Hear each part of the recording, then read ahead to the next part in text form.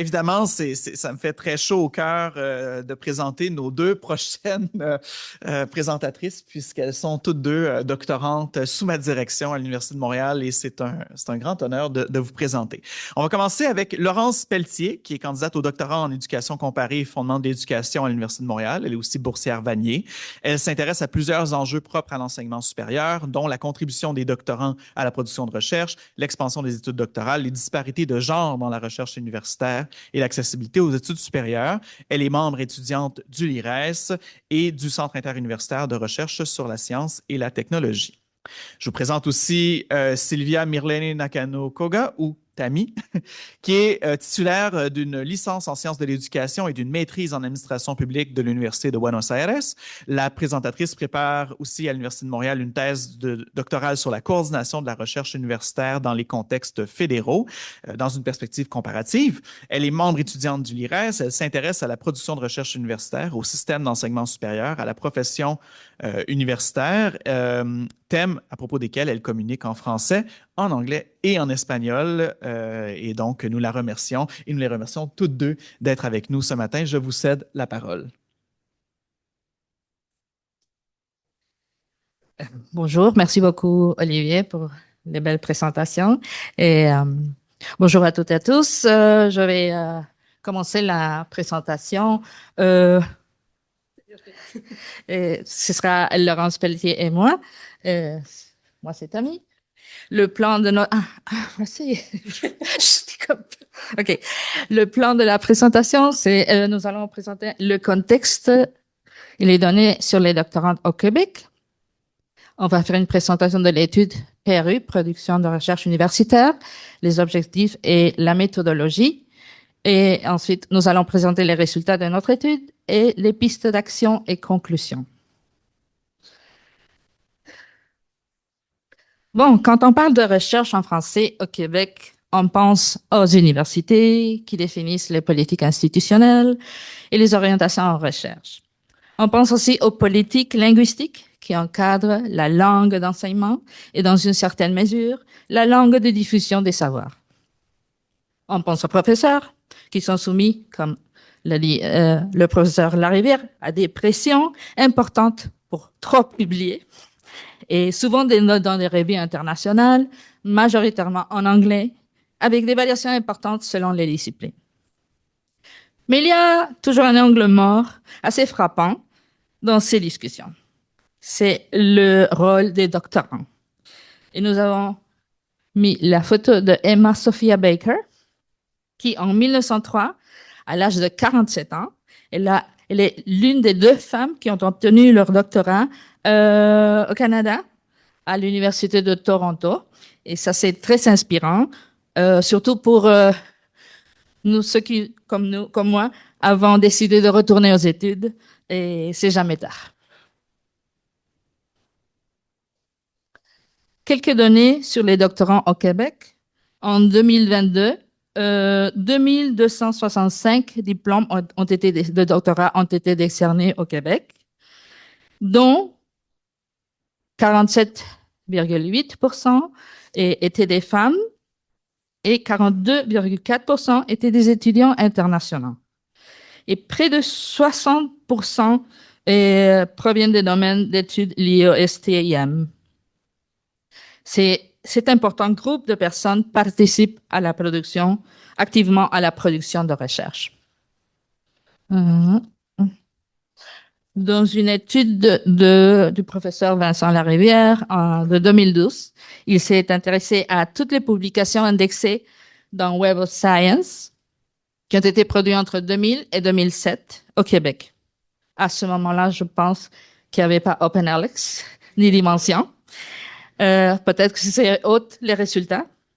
Son étude révèle que les doctorants ont contribué à plus du tiers des publications québécoises durant cette période, soit à 25 000 articles. Et il y a quand même des différences entre les différents champs disciplinaires, notamment en arts, lettres et sciences humaines. C'est seulement le 4% des doctorants qui ont publié durant leurs études. En sciences sociales, c'est le 10%. En sciences naturelles et génie, c'est oui, c'était le 40%. Et en sciences de la santé, c'était le 63%. Pour expliquer ces différences, le professeur Larivière évoque des dynamiques de collaboration qui varient énormément d'une discipline à l'autre, dont le nombre d'auteurs par article, par exemple, les pratiques de publication, comme les thèses par article, qui sont plus présentes dans certains domaines que dans d'autres.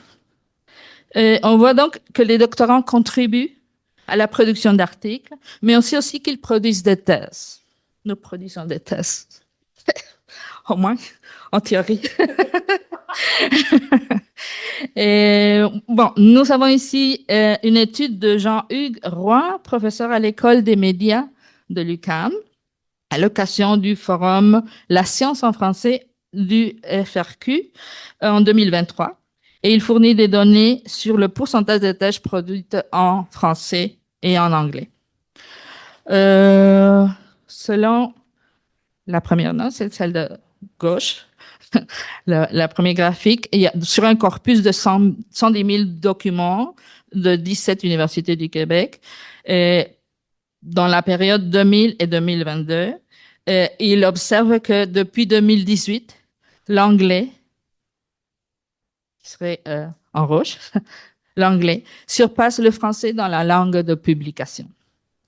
On est passé en 2018 d'un 50-49%, et on est rendu en 2022 à 57% en anglais et 43% en français. Une possible explication, c'est que McGill et Concordia comptent sur un tiers des documents. Mais si on regarde le graphique de ma droite, et ce sont les 15 universités francophones au Québec, la proportion, elle a aussi grimpé graduellement pour atteindre le 32% en 2022. On sait que les doctorants et les doctorantes produisent des articles et rédigent les thèses, et leur rôle est donc crucial pour la production de recherche. Mais quelle est la nature de leur contribution? Nous allons, c'est Laurence qui va présenter cette partie, mais juste présenter l'étude sur laquelle nous avons basé notre recherche. C'est la production de recherche universitaire au Canada, facteurs individuels, institutionnels et systémiques, qui est dirigée par notre directeur Olivier Bégin-Cahouette, et dont l'objectif est d'étudier l'influence de facteurs individuels, institutionnels et systémiques sur la production de recherche universitaire dans 5 provinces canadiennes. Et un de ces facteurs systémiques est le travail universitaire et comprend justement le rôle des doctorants. Peut-être. Pour cette étude, on a utilisé 2 questionnaires et 92 entrevues avec des acteurs clés du système d'enseignement supérieur. Et au fin de la présentation, on s'est concentré sur les 21 entrevues menées au Québec, pour lesquelles on a fait une analyse thématique. Parmi les participants, il y avait des représentants de vice-décanat et vice-rectorat à la recherche, des conseils d'administration d'université, organismes subventionnaires, syndicats de professeurs et professeurs, professionnels de recherche, postdoctorants, doctorants et associations d'étudiantes aussi, parmi d'autres représentants. Je cède maintenant la parole à Laurence. Merci beaucoup. Bonjour. Donc, je vais vous présenter d'abord une partie de l'arbre thématique qui a été développé dans le cadre de ma thèse. Donc, et ce qui est en lien justement avec la présentation d'aujourd'hui. On voit d'abord au Québec qu'il y a une convergence, une forte convergence dans les discours des participants et des participantes de tous les niveaux quant au rôle central des doctorants dans la production de recherche. L'analyse a aussi mis en évidence 2 grands pôles. Donc, on a à gauche d'abord un travail d'innovation scientifique. Donc, les participants et participantes décrivent les doctorants comme des acteurs qui contribuent à l'inspiration, à la dynamisation des équipes de recherche, qui participent à la résolution de problèmes tout au long du processus de recherche, qui contribuent à l'avancement des connaissances de pointe et, par le fait même, qui acquièrent une expertise scientifique leur est propre. On voit aussi à droite le pôle thématique de l'exécution scientifique. On retrouve ici un travail qui est peut-être un peu plus opérationnel, mais qui est tout autant essentiel selon les participants et les participantes. Donc, d'abord, il assure le travail technique et logistique, notamment dans les disciplines qui se déroulent majoritairement dans des laboratoires.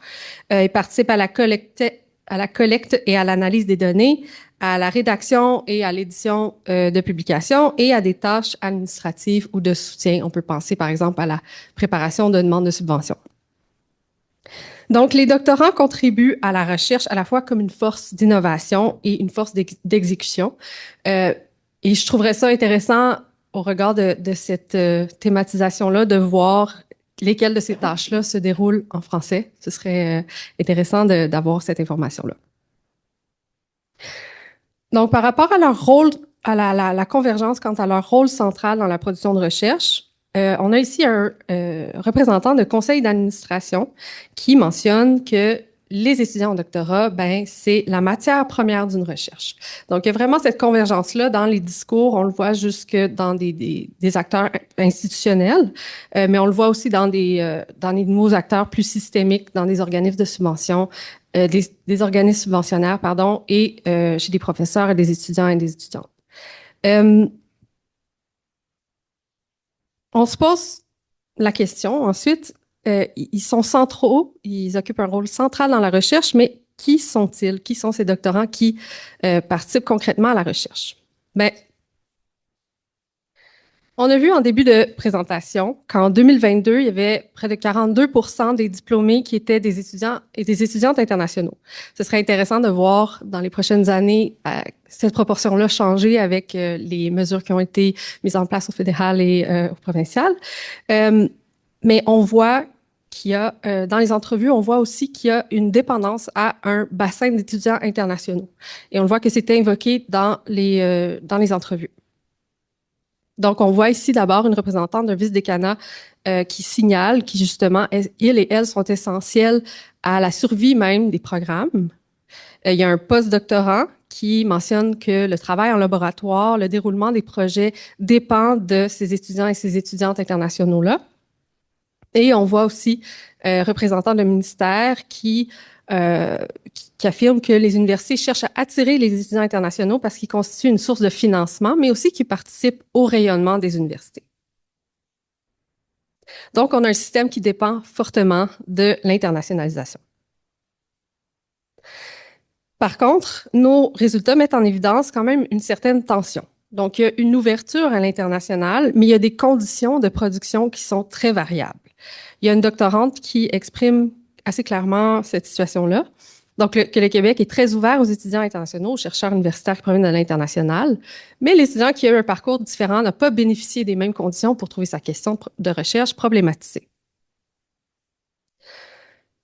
Cette situation est aussi explicitée par une représentante d'association étudiante, qui souligne, c'est bien beau, on va dire, c'est bien beau de dire on va attirer les talents internationaux, mais si on les attire, on s'attend à ce qu'ils soient exactement rodés comme un étudiant québécois que ça fait 15 ans qu'il est dans un système. Il y a un problème. Cette tension-là se manifeste d'ailleurs à travers la question de la langue. Donc, vous voyez ici un petit classement d'universités. Dans un contexte qui est internationalisé, on en a parlé un peu de l'hégémonie de l'anglais, de la visibilité de l'anglais, du prestige que ça peut conférer aux chercheurs et aux chercheuses. On voit que ces dynamiques-là peuvent influencer même des choix individuels. On voit ici le représentant du ministère qui nous parle de son parcours. Ce n'est pas pour rien que je suis allée à Ottawa pour faire mon doctorat en sciences. J'ai écrit ma thèse en anglais, entre autres pour me donner la chance d'écrire beaucoup en anglais au niveau académique scientifique. Vis-à-vis du milieu universitaire, de la recherche internationale, je pense que c'est un gros défi. Il y a aussi un professionnel de recherche d'une autre université qui raconte que le signal de la thèse est super important quand on postule pour un poste de prof, donc pour les carrières futures. Le premier tri, c'est facile. On regarde la plus grosse publication où la personne a fait sa thèse, ça se dégage. Je regrette pas d'avoir fait ma thèse à université française, mais si j'ai des enfants, je les enverrai plutôt à McGill pour la visibilité internationale. Donc, on voit que la langue relève pas seulement de dynamique internationale, justement, mais qui sont liées aux trajectoires, au parcours individuel, aux choix individuels dans le parcours universitaire.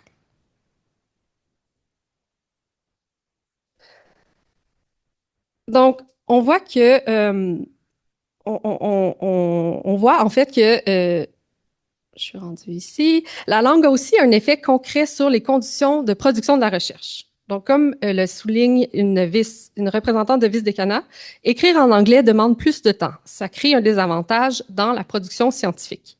Donc, on voit que c'est pas seulement un choix individuel, elle est liée aussi aux conditions de la production de la recherche. Donc, ça nous amène à réfléchir aux conditions dans lesquelles on peut réellement soutenir la production de recherche en français. Donc, promouvoir le français en recherche implique d'agir sur des conditions de production. D'abord, en intégrant davantage le soutien linguistique aux activités réelles de recherche. Par exemple, avec des ateliers de rédaction, d'articles ou de parties de la thèse qui sont en cours, donc qui font partie intégrante du parcours et des publications de l'étudiant ou de l'étudiante. Aussi, on pourrait s'inspirer des approches de Writing Across the Curriculum, qui est plus présente dans le Canada en anglais, où la rédaction scientifique est vraiment perçue comme étant intégrée aux disciplines et aux activités de formation. Donc, c'est pas une compétence qu'on devrait apprendre de façon isolée de notre discipline. En fait, on devrait apprendre à écrire pour notre discipline.